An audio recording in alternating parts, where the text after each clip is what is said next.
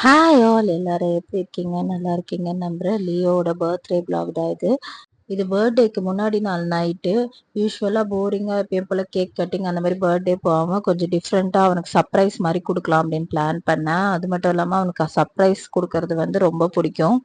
பர்த்டேனாலே நம்ம பெரிய பெரிய gift தான் வாங்கி தருவோம். அதோட சேட் ரியாலிட்டி என்னன்னா பாதி நேரம் அது ஷெல்ஃப்ல தான் தூங்கும். அந்த மாதிரி பொருள் தான் இந்த டென்ட் எல்லாம். ஸோ இதை வச்சே சர்ப்ரைஸ் பண்ணலான்னு முடிவு பண்ணி எல்லாத்தையும் செட் பண்ணிட்டு மார்னிங் எல்லாத்தையும் அரேஞ்ச் பண்ணி வச்சுட்டு அவன் எந்திரிக்கிறதுக்குள்ள அவன் தூங்கி எழுந்தோடனே அவன் கண்ணை மூடி இங்க பாரு சர்ப்ரைஸ் அப்படின்னு காட்டினான். அவன் என்ன நினைச்சானோ தெரியல. எடுத்தேன் பாரு ஓட்டத்தை அப்படின்னு ரூமுக்கு ஒரே ஓட்டம் ஓடிட்டான். ஓடிட்டு அதுக்கப்புறமா வெளியில வெக்கப்பட்டுட்டே வந்து நின்னான். இதுவும் ஒரு டைப் ஆஃப் எமோஷன் தான் நினைக்கிறேன், ஹாப்பி எமோஷன். ஆக்சுவலி சாருக்கு வந்து கையும் ஓடலை காலும் ஓடலை.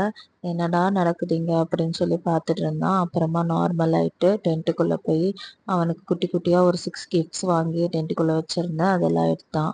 அப்புறமா அந்த பால் பெட் ஜோன்லேயும் வந்து ஸ்லைட் பண்ணிட்டு கொஞ்ச நேரம் விளையாடிட்டு இருந்தான். பால் பெட் ஜோன் மாதிரி பண்ணதான் பிளானு. பட் ஆனால் நான் 10 பால்ஸ் மட்டும் வாங்கினனால அது அந்த மாதிரி லுக் வந்து வரலை. அப்புறம் அவனோட gift எல்லாம் வந்து பிரிக்க சொன்னான். ரீசெண்டா அவனுக்கு ஸ்பைடர்மேன், டைனோசர் இந்த மாதிரி இதுல தான் கிரேஸ் அதிகமா இருக்கு. எனக்கு நல்லாவே தெரியும் இந்த எல்லா டாய்ஸை விட அவனுக்கு இந்த டைனோசர் டாய் தான் வந்து ரொம்ப பிடிக்கும் அப்படின்னு சொல்லிட்டு. அது கையில கொடுத்தோடனே தான் அவன் சிரிச்சிருப்பான் பாருங்க.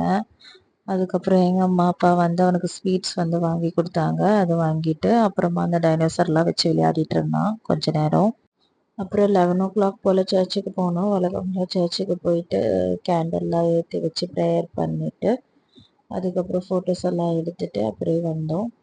அப்புறம் ஈவினிங் வழக்கம் போல் கேக் கட்டிங் ப்ரிப்பரேஷன் தான். பட் இந்த தடவை வந்து நாங்கள் ஜிகு ஜிகுன்னு அந்த இது போடுறதெல்லாம் வாங்கலை. சிம்பிளாக தான் நான் வாங்கினேன்.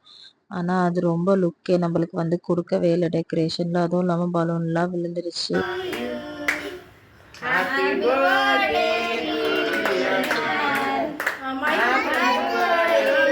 கேக் கட்டிங் பண்ணியாச்சு. பர்த்டேவா நல்லபடியாக முடிஞ்சிருச்சு அப்படின்னு நினைக்கும் போது அன்றைக்கி நைட்டே அவனுக்கு உடம்பு சரியில்லாமல் போயிடுச்சு. Now he is all right. இந்த வீடியோ உங்களுக்கு பிடிச்சிருந்தா லைக் பண்ணுங்கள், ஷேர் பண்ணுங்கள், கமெண்ட் பண்ணுங்கள், சப்ஸ்கிரைப் பண்ணுங்கள். தேங்க்யூ.